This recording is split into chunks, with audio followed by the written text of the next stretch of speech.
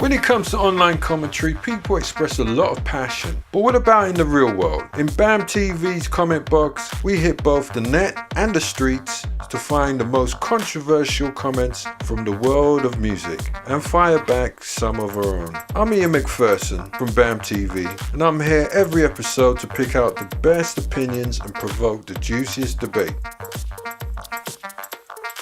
And on today's show, we have Christopher Davis, editorial director for BAMM.TV. Hello. Hey, Chris, welcome back to the show again. Great to see you again. Thank you. I've got my clown makeup on, especially for this episode. Oh, the sun's out. Well, you might as well put your makeup on, innit? Absolutely. Especially the clown one. Anyway, a man who has plenty of musical knowledge, but does this extend to the weird world of the Juggalos? We'll find out. Well, today we're looking at the Juggalos, not the Gigolos. They're something entirely different. I'll happily talk about Juggalos anytime. Something from his past, maybe, but let's not go there just yet. But Juggalo is generally a name given to fans of a horrorcore group, Insane Clown Posse. Now, these clowns, they wear clown makeup and they love violence and murder-based imagery and have a strong bond with each other. Now, it turns out that the FBI thinks that the Juggalos are more than just a musical fan base. They've listed the Juggalos as an organized crime gang, and the Insane Clown Posse are not happy about having their fan base slandered like this. In fact, they're suing the FBI and the Department of Justice, demanding that the Juggalos are removed from the list. What do you have you heard anything crazier? It's crazy. I mean, I'm looking at the story now. It's actually featured on Rolling Stone, on the Rolling Stone website. It's by Patrick Flannery. If I can just read a couple of bits here. Horrorcore rap duo Insane Clown Posse, along with 4 fans, are suing the Department of Justice and the FBI, demanding that the agencies purge the fan named Juggalos from their list of gang members. Organised crime is by no means part of the Juggalo culture, reads the complaint, filed this morning in a federal court in Detroit. The suit stems from the FBI's National Gang Intelligence Center classification of Juggalos as a loosely organised hybrid gang, whatever that means, one with multiple affiliations. And lawyers for Insane Clown Posse and the ACLU claim that the profiling of Juggalos, based on their distinctive clown makeup and hatchet man tattoos, lacks reasonable suspicion of gang affiliation. So they're going to get unconstitutionally vague, this designation, and they're saying it stops them from expressing themselves and denies them protection from, unreasonable searches or stop and searches, that kind of things. So, it's a fair bet that where there's sort of a legal minefield like this, there's going to be a minefield of, comments and opinion too. Okay, so let's go and see what the commenters have to say about that. And the first online comment comes from Nick. And Nick says, just because the vast majority of Juggalos aren't involved in gang activities doesn't mean there aren't large segments of the group that are. It's not the FBI's fault that these people are actively identifying as Juggalos when conducting criminal activity. It would be far more conducive for non-gang Juggalos and ICP to work on weeding out those among you that wield machetes and get into fatal turf disputes. I think the question of identifying a Juggalo makes this a really difficult case. So let's use a sort of a more far-reaching example here. There have been lots of violent activist groups who would label themselves Marxists. But I'd probably say that most people who consider themselves Marxists out there are probably quiet, shy, book-reading academics in cardigans. So I think we have to understand that labels and identities mean a lot of different things to a lot of different people. I mean, even the FBI report itself says kind of what I'm saying here. If I can just read an excerpt from this is from the FBI report. Juggalos' disorganization and lack of structure within their groups, coupled with their transient nature, makes it difficult to classify them and identify their members and migration patterns. So, they're kind of admitting themselves that they don't really know what a juggalo is. Possibly. You know? I wouldn't want to. No one's to quote me on that, but I'm just saying it could be possible they don't know what a juggalo is. I'm just reading. This is what it says in the report. That's there's no other way of interpreting that than the FBI are actively saying, yeah, this is a really, really vague term we're using here. Isn't it the responsibility of like the Insane Clown Posse to kind of weed out more violent elements of their fan base?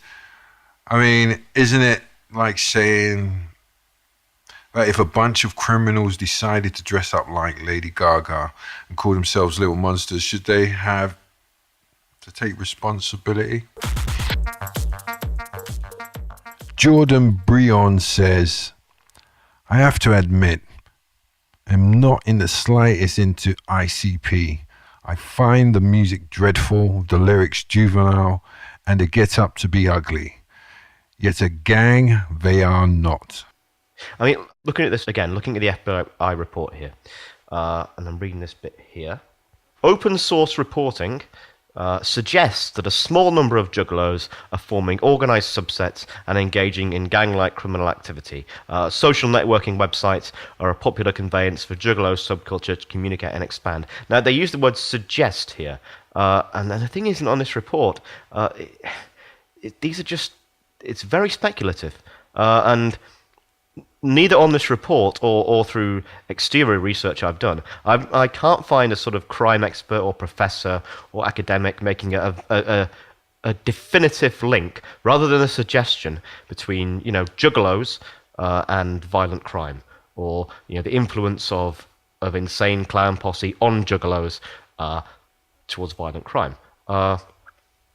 It's all speculative. If a guy likes putting on clown makeup and having Hatchet Man tattoos, you can't. There's no definitive link between that and crime. If a murderer likes cheese, we don't go and ban cheese. We just accept that was like an incidental part of his personality. And the same can go for juggalos who like Insane Clown Posse, and they like violent rap music, and they like violent video games. Violent people are going to be violent. Whatever kind of cultural things that surround them are in many cases incidental. First up, let's raise an important point. I mean, the authorities aren't saying that the ICP are a gang, but the elements of the fan base are. So this commenter seems to have confused the issue, which means that many others probably have too. This raises a point of how valid assumptions are drawn from appearances. We can argue that looking dangerous and acting dangerous are two different things, but conservatively, there is a point at which the intention to look threatening is a problem. Also, several people who call themselves juggalos have also been involved in violent crimes, so this has gone beyond a mere image thing. Mrs. McElroy says, I'm 35 years old, a successful mother of two, a wife, a Christian, and I love ICP. People hate what they don't understand. I teach family love, respect to my kids. We as juggalos teach tolerance and love for all forms of humanity. Juggalos do seem to be very misunderstood as a group, and I'm not even sure that the juggalos themselves could come up with a good description of what a fully fledged juggalo actually is. They have certain elements in common, but also have a lot of differences too.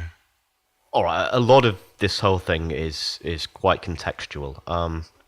If I see like a middle-aged mother sort of buying a Stephen King book or a dragon tattoo crime thriller thing, I don't bat an eyelid. But those books contain like the most vivid depictions of death and rape and torture. So why is that more acceptable than the same middle-aged mother buying, like, you know, an Insane Clown Posse album or some sort of Juggalo-related paraphernalia. And also, you know, let's take a look at the main types of crimes that the report states are, you know, committed by Juggalos. Most crimes committed by Juggalos are sporadic, disorganized, individualistic, and often involve simple assault, personal drug use and possession, petty theft, and vandalism.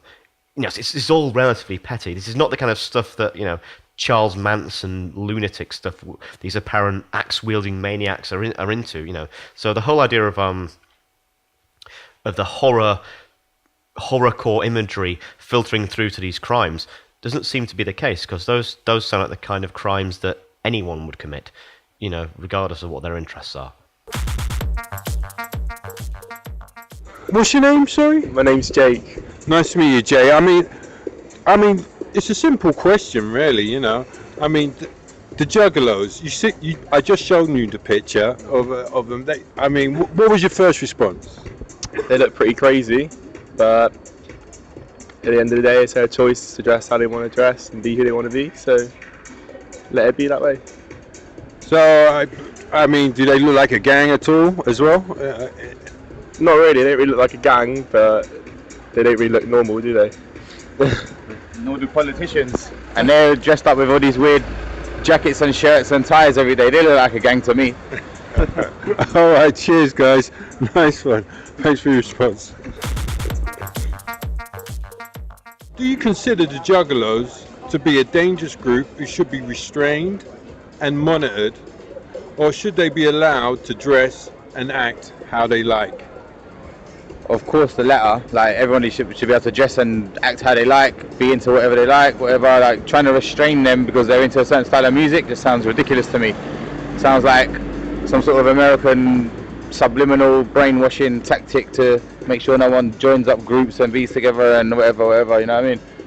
So, you think the FBI, maybe the FBI is jumping the gun? Definitely. It sounds like some rubbish to me, basically. Like, I wouldn't trust what you hear from America, man. Like, they've been doing it with rock music, punk music, even jazz back in the day. So, I mean, anyone who's into anything different gets demonized. But that's my 2 pence worth. Cheers. Thanks very much. So I'm here again on Lancaster Road off Portobello, and I'm near a tattoo shop and piercing shop, and I'm with Pedro. Nice to meet you, Pedro. Nice to meet you, yeah. Yeah, it's a very simple question. I mean, you had a look at the picture, and I just want you to kind of just express your opinion on this question. And the question is this. Do you consider the Juggalos to be a dangerous group who should be restrained and monitored, or should they be allowed to dress and act how they like? They have dress how they like, is and everything, you know, is like my implants, tattoos. You have to be yourself. Yeah, I mean, you got a skull implant in your hand. I mean, that's a silicone implant. It's very unusual. I mean, that could, you know, someone could interpret that as, oh, is that a gang kind of emblem? But as you have just said, it's part of a style and fashion. Yeah, it's just my style, that's it. I kind of felt that not much people would not really know about the Juggalos. This is the interesting thing, though. It's kind of like I think the people on a because Juggalos are not a very big subculture, if at all, in Britain.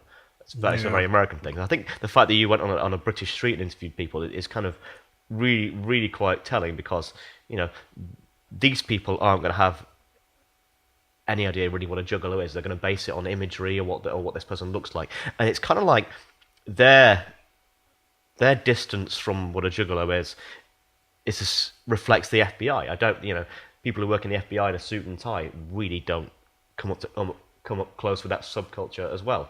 So I think it's quite good. I think you've got a similar sort of outsider perspective than you would. Yeah, I think I would have stand a better chance getting a lot more responses from people on the streets. If I took a picture of Ronald McDonald and put it up against a Juggalo and see if we can kind of... Ronald McDonald's the original Juggalo. He's the original Juggalo, and I'm sure everybody would have recognised him. You know, that big M for murder. He really is insane. He makes insanely good burgers. It looks like we need to come up with a better definition of what a Juggalo actually represents. We don't know what something is for certain, but labeling it is dangerous. They have a gang mentality, might be a leap too far. I think music has always enjoyed a sort of, a good old-fashioned moral panic, and this is no different. And moral panics are usually very speculative, and reading this FBI report, they even admit themselves in a roundabout way that there are very tenuous speculative links. It's got this sort of veneer of legitimacy by having an FBI report attached to it, but it's still a sort of speculative moral panic. And more than anything, I think the whole thing of having Juggalos linked to violence like this, or named as a gang, is the sort of PR stunt that Insane Clown Posse are sort of rubbing their hands with glee about right now. It's only going to benefit the sort of the subculture and the fan base. Remember to share your views on Twitter at BAMM.TV #CommentBox or on our Facebook page. Join us next time on Comment Box. Remember, don't keep your opinions to yourself.